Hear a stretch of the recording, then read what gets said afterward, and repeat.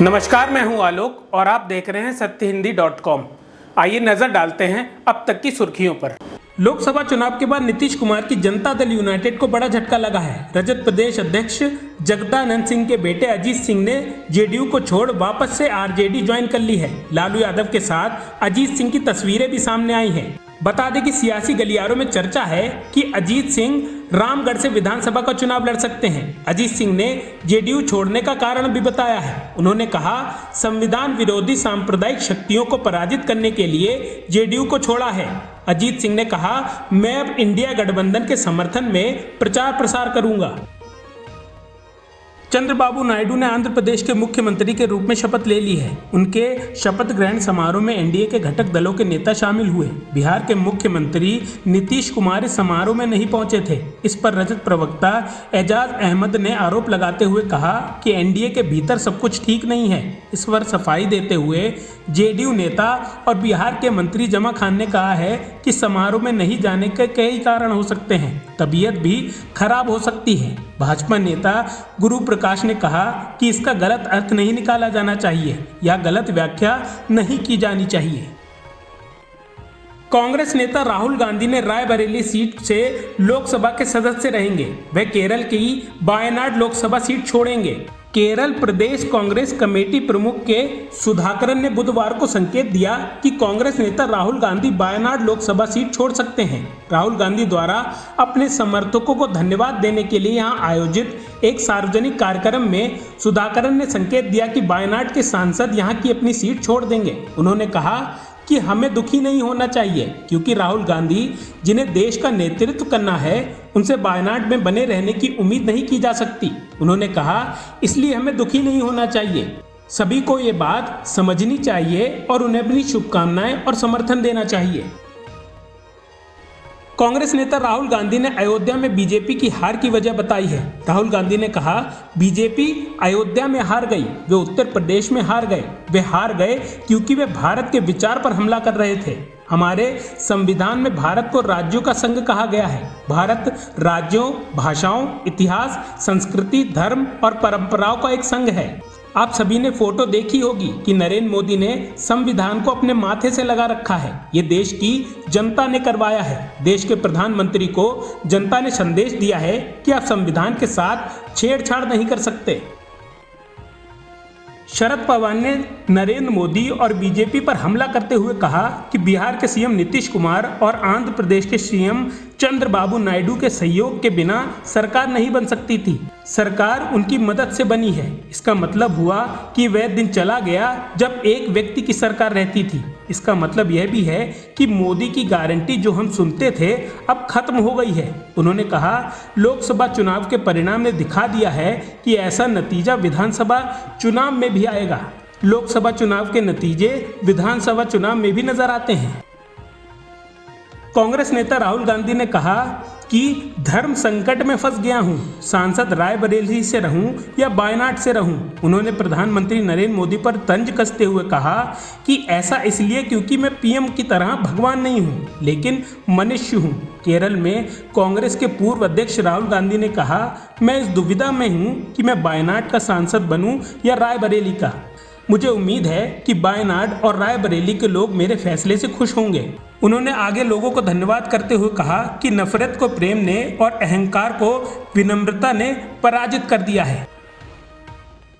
जम्मू कश्मीर में लगातार हो रहे आतंकवादी हमलों को लेकर कांग्रेस पार्टी और राहुल गांधी ने प्रधानमंत्री नरेंद्र मोदी पर निशाना साधा है। राहुल गांधी ने हमलों को लेकर सोशल मीडिया प्लेटफॉर्म एक्स पर अपना गुस्सा जाहिर किया है। राहुल गांधी ने एक्स पर लिखा, बधाई संदेशों का जवाब देने में व्यस्त नरेंद्र मोदी को जम्मू कश्मीर में निर्ममता से मौत के घाट उतार दिए गए श्रद्धालुओं के परिवारों की चीख तक सुनाई नहीं दे रही है।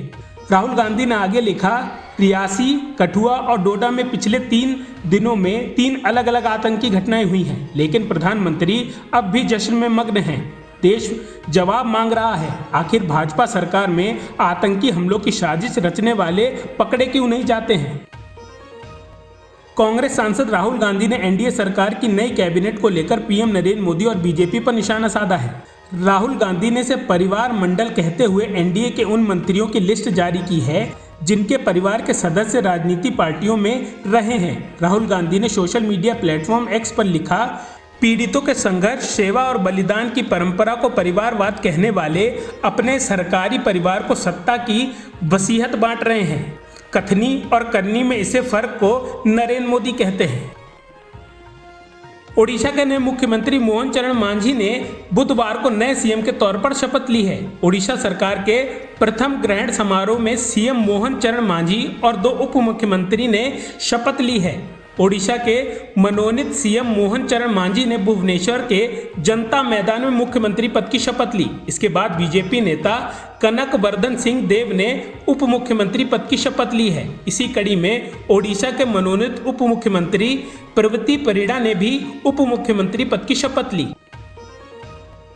आंध्र प्रदेश में भी एनडीए की सरकार बन गई है। तेलुगु देशम पार्टी सुप्रीमो चंद्रबाबू नायडू ने बुधवार को राज्य के 24वें मुख्यमंत्री के तौर पर शपथ ली है। चंद्रबाबू नायडू ने राज्य की चौथी बार कमान संभाली है। इसके साथ ही उन्होंने आंध्र में सबसे ज्यादा बार मुख्यमंत्री बनने का रिकॉर्ड अपने नाम कर लिया है। नायडू के अलावा जनसेना प्रमुख और एक्टर पवन कल्याण ने भी डिप्टी सीएम पद की शपथ ली। उन्होंने शपथ लेने के बाद नायडू के पैर छुए। तीसरे नंबर पर नायडू के बेटे नारा लोकेश ने शपथ ली।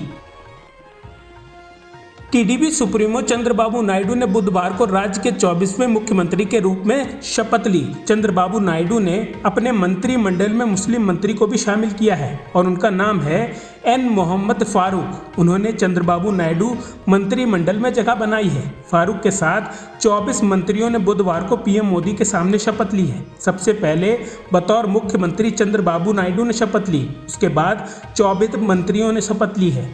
लेकिन मोदी के सामने हुए इस शपथ ग्रहण समारोह में 2 खास बातें हुई। एक तो नायडू ने मुस्लिम को मंत्री बनाया और दूसरा अपने बेटे नारा लोकेश को भी मंत्री बनाया है।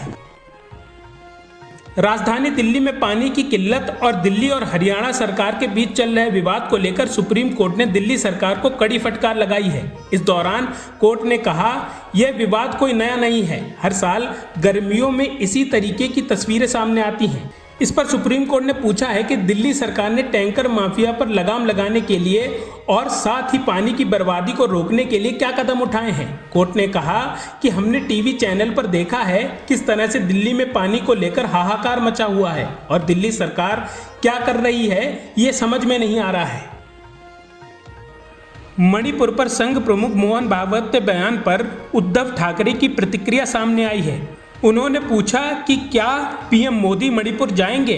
मुंबई में एक प्रेस कॉन्फ्रेंस को संबोधित करते हुए पूर्व सीएम ने पूछा कि धारा 370 को हटाने के बाद जम्मू कश्मीर में क्या बदलाव आया है। उन्होंने सवाल किया, क्या जम्मू कश्मीर में आतंकी हमलों का जिम्मेदार कौन है।